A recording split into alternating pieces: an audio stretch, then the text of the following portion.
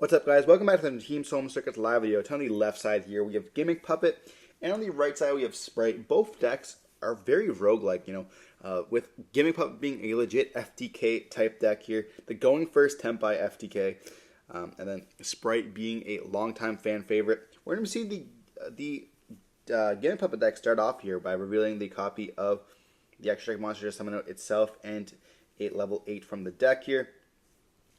That's going to be one of the best ones to start off with, unless we have Condolence Puppets and the copy of the Terror Baby thing, or not Terror Baby, but the one in the coffin, and then that's going to be able to make it so they can't be targeted or activating the field spell. So we're really going into this kind of blind here. We're going to be detaching, or I guess not blind, but kind of unprotected.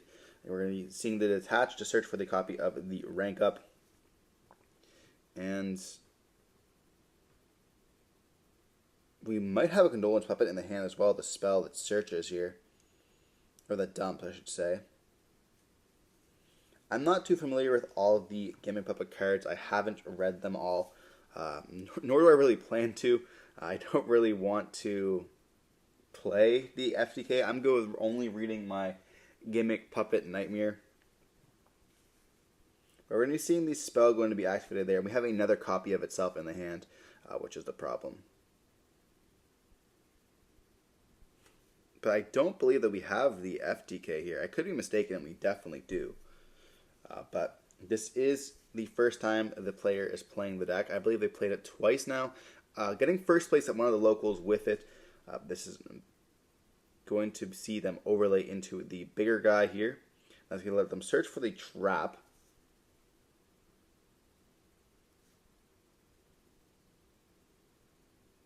We also saw a cross-up in the deck.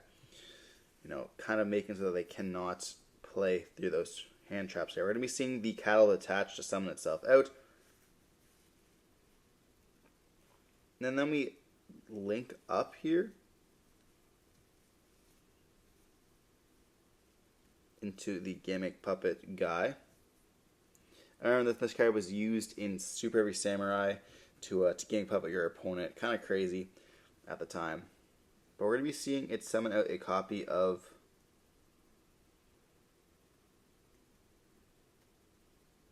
the Little Soldiers. Or add Little Soldiers to the hand and we get 8 additional normal, which can be the normal some of the Little Soldiers here. That's going to activate the effect to dump. And it does dump for cost. We're dumping the copy of the baby. This is going to make it so that we cannot respond to, or we can't target any of the stuff, but we're going to be banishing to summon itself out. And then we go up into, this is an interesting line.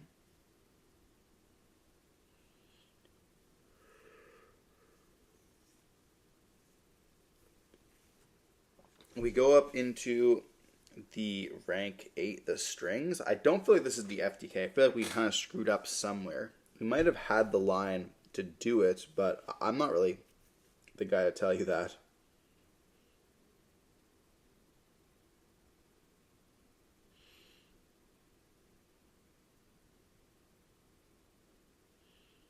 So they want to go for the number 40, but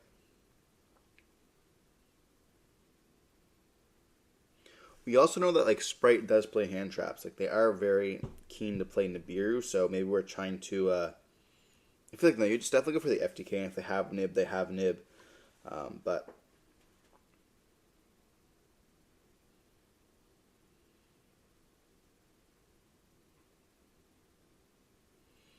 We're going to be seeing a summon of the number 40 after all.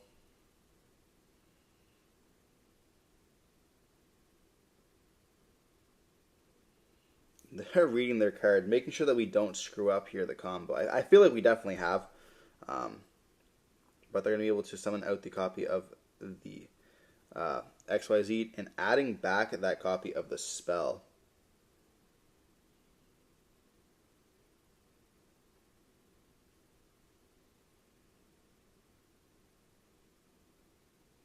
We also see a Droll and Lockbird in the hand.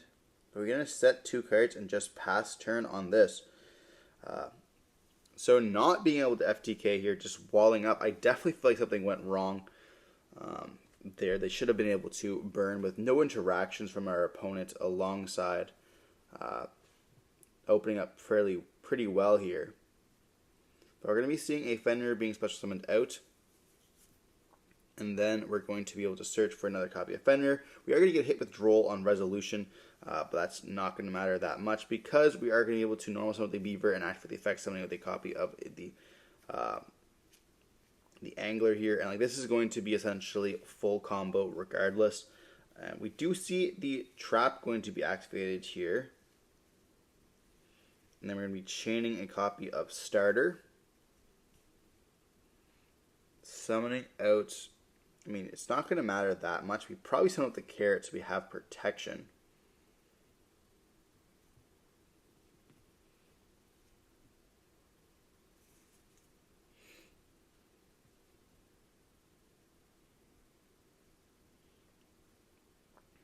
And then we're going to be seeing the effect trying to take both of them here. We're going to let that resolve. And then we're going to be summoning out a copy of Blue because we do control still a level 2.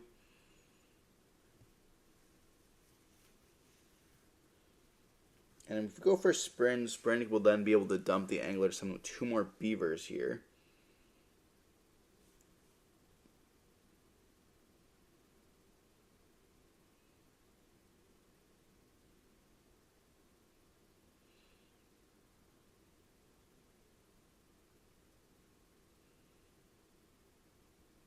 We can go Battle Phase attack, banishing it face down. Then attack into the wing, the number 40 here.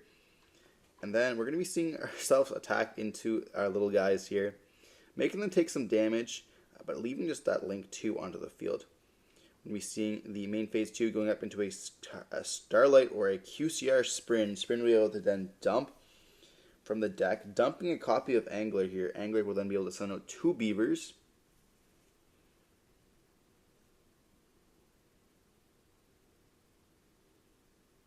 Then we do see a Nibiru on the summon before the Gigantic is huge. You know, Gigantic being able to protect their lock, I guess. We do have a Fenrir and a Talent in the hand, so we could actually rip their hand if we want to, and the Imperm will protect us from the following turn here. So we do see, oh no, 2 of the spells being put back. That is rough. We maybe should have done it on the Droll and Lockbird, just ripping their hands so we can play through a copy of Nib or Ash or something like that. Probably a bit better than waiting. But we're going to see them brick here. They're going to draw for turn and they reveal a bad card. It is a local match. You know, you are still learning the deck sometimes with the Gimmick Puppet deck. From that side, they're learning it still, and it does take time to learn a deck like that, and with Spright, like, you just make misplays sometimes. You know, it's going to be quite fine. We do see the Nib token being beat over by the Nibiru. Then we're going to be summoning out the copy of Fenrir, activating the effect, searching for another copy of Fenrir. I think they drew into this spell once again, by the way, if that's what they're laughing at. They do play 3 of it, which I think is a little bit weird. I know you want to see it, but you also want to be able to search it, so maybe you want to be playing 2 of it. But we do normal summon out a copy of the Jet.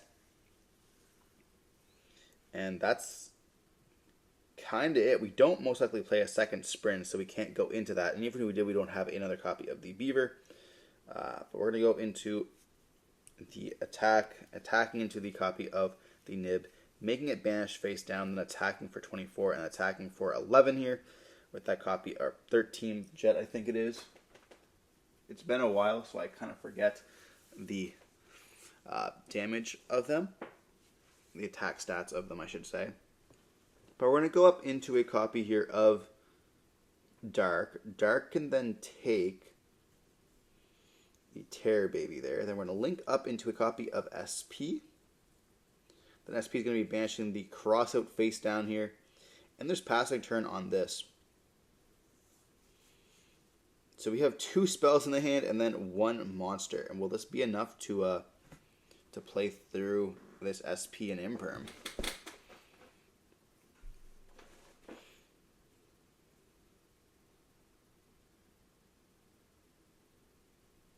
They're going to just pass turn on this. I mean, they're not going to die.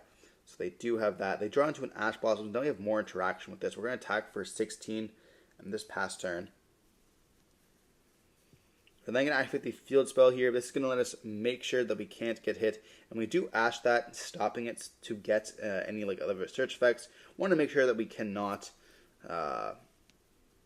we can't get any of the Gimmick Puppets. Like they would have played this last turn if they had it. We do activate the effect of the one that makes it so they can't be destroyed, or they can't be targeted. But they're going to be just summoning itself out instead. They're going to battle phase, attack over, and passing turn on that with another set. They're going to activate the field spell once again here. It's going to finally resolve. And that's going to let us search for a copy of the Terror Baby. And now this is going to be unaffected by monster effects, but we do have an imperm, but it sends for cost. So it's going to be able to just dump a copy of the Rouge Doll. Rouge Doll will then be able to activate to add itself back to the hand. And then that's going to let us continue our combo here. Probably the best DD Crow target in the deck. We're going to be seeing the Rouge Doll activates effects.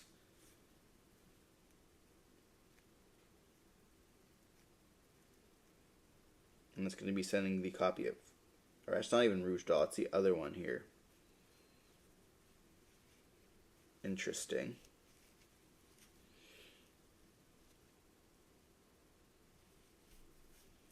I mean, I don't know where they're going with this. They know Fenrir is able to come back down the next turn.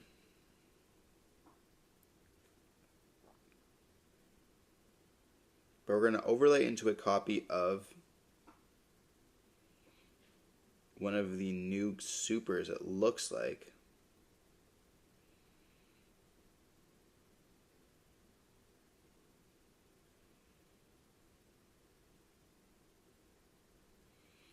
We're thinking on this, I mean, SP is not really much of a threat, nor are the two imperms.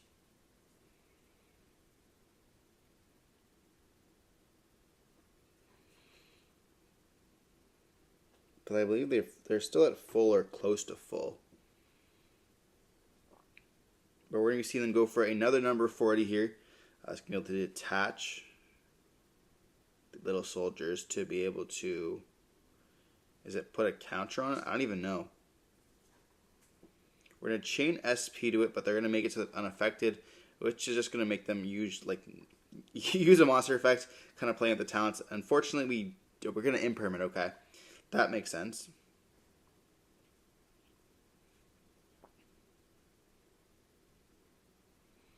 Now we still have both the spells in the hand, which our opponent does know.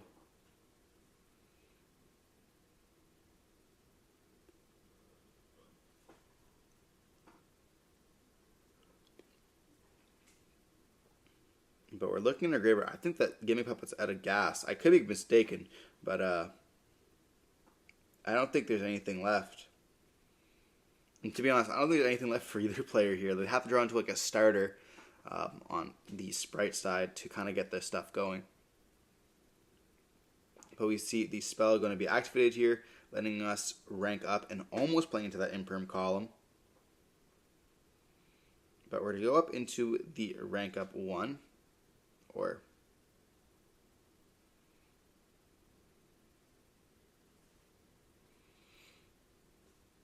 go up here into that one, okay?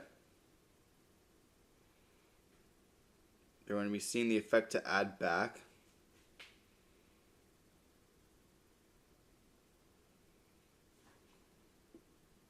And we do imperm once again, making so that we can't take any burn damage off that. But they will have the cattle to summon by attaching. This is going to just make it so that we can deal some damage here. The traps can activate to put back or to summon out. Okay.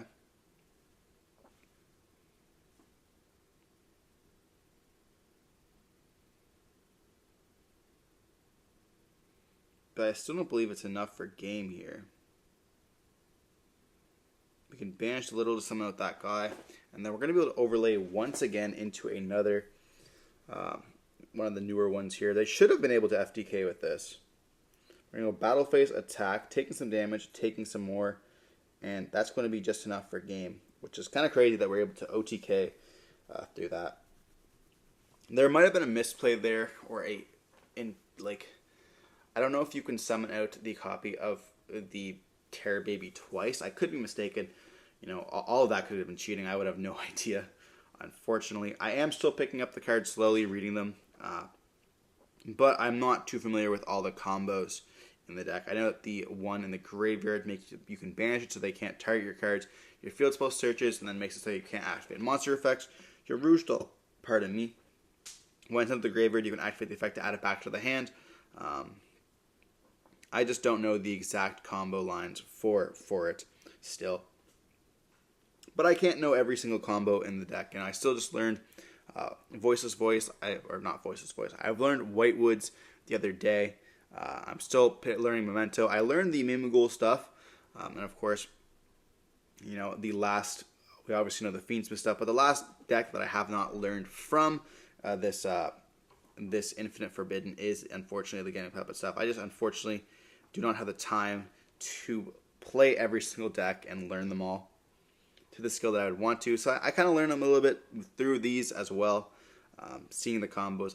But I don't think that was very optimal, to be honest. But diving into game 2, we are going to be seeing Spright going to be able to go first here. Most likely sliding into those Bestials because they're not already maining it. And it doesn't look like they have the best hand. They do have a starter and a Sprint. So we're going to see a starter going to be activated here, paying life points to summon most likely a copy of the blue. Blue can just for the Jet, and this will all be done in the draw phase, so we can play around a copy of Duel and Lockbird. But they have a Ghost Ogre on the blue. It is still going to resolve here, but it's going to make it so that we have to have another level 2 to normal summon, which is very important. Switching for the copy of the Jet. We do normal summon with the copy of the Angler here, which can then let us go into the copy of Jet, summon itself out. Being able to search for a copy of Double Cross to be able to take their opponent's card, which is very nice.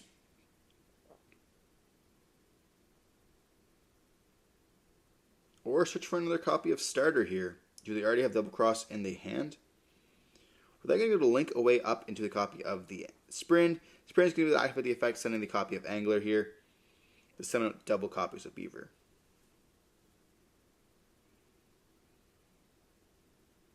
They're going to be seeing the Angler, going to be summoning the double Beavers here, and that gorgeous QCR rarity. We're then going to open to a copy of a Gigantic. Gigantic's going to be able to activate the effect, summoning out either a carrot or a red. Going for the carrot here so that we don't lose any of those board breaker cards, like Lightning Storm and stuff like that, or Evenly. Obviously, Dark Ruler No More is still going to be very powerful, but we have different forms of interaction, with summoning out different bodies off the starter later on in the turn, as well as if we had like a Double Cross being set. And we actually don't have Double Cross at all here. We have numerous Bestials in the hand. So we're going to see an Imperm on the carrot.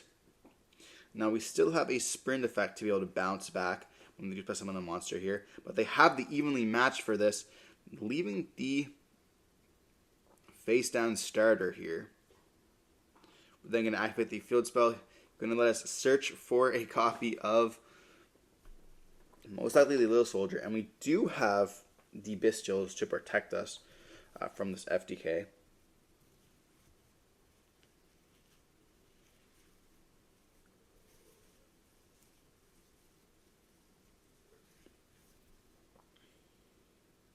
It looks like they are seeing the Terror Baby, which is level 4. I keep saying the one in the coffin is the Terror Baby, but it's not.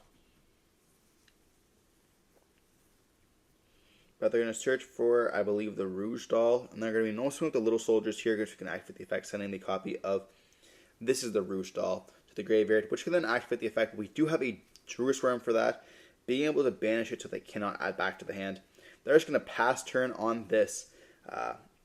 One Bestial is quite nice, and they're going to be hitting Magnemite on the Ghost Ogre as well here. Not even activating the effect because they already have the Bestial in the hand. They're going to go starter in their draw phase, summon a copy of Blue. Blue is going to activate the effect, searching for a copy of Jet. Now, I wonder why they didn't do this during the end phase of their opponent's turn. I do not know. But we're going to then give you summon the copy of Jet. Just going to activate not going to activate the effect here. We're going to be summoning a copy of the Mage, and then we're just going to go battle phase. That's going to be game for us, keeping it simple and sweet. Moving on into game 3 here, we are going to be seeing the Gimmick Puppet deck going to be choosing to go first. We'll be seeing FTK but we might see a couple Bestials. We see 3 Bestials in their deck already, going to be in their hand from the last game. We'll be able to open up even just one of them. We'll be able to stop that FTK, hitting the copy of the Rouge Doll if they normal summon with the copy of Little Soldiers, or even being able to hit the copy of the one in the coffin, which I was calling Terror Baby, which is not Terror Baby, but making it so they are unprotected or unaffected by targeting effects, or they cannot be targeted, which is important. So kind of like protecting them from the imperms. Or we could even see a Nibiru being dropped down from the player of the Spright. Will we see an FTK as an OTK is going to be the question. Spright does have an OTK option with the copy of Gamma Burst, which they most likely will slide in going second.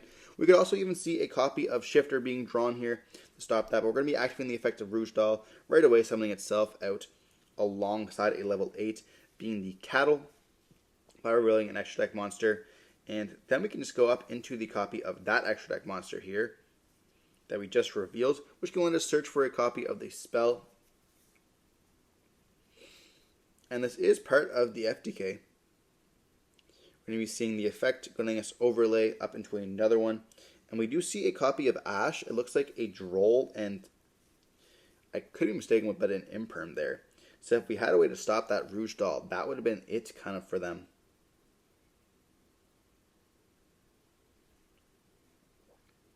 And we do see a nib in their hand of the Spright player here. I mean, when your hand's all full of hand traps, kind of going into an extra deck monster kind of feels rough. Like you are playing an FTK deck. It's like essentially just reveal your hand, and if you can make it, you can make it. If not, then you lose. But when I see them go up into another monster here, they're going to activate the effect. That's going to let them search for the trap. The trap will be able to snatch steal, essentially. And we add back the spell as well.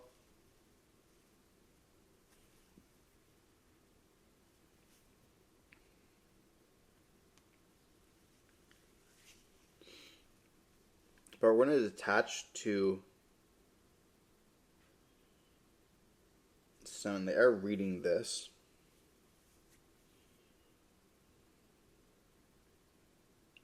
We're going to summon out the copy of the Cattle, and then we're going to activate the effect, making them take some damage with the Cattle. But that's going to be kind of it they can do. I mean, they can do it twice by summoning up. But we do have a copy of the Nibiru here, and we have a Druisworm as well. This is going to make it so that the Druisworm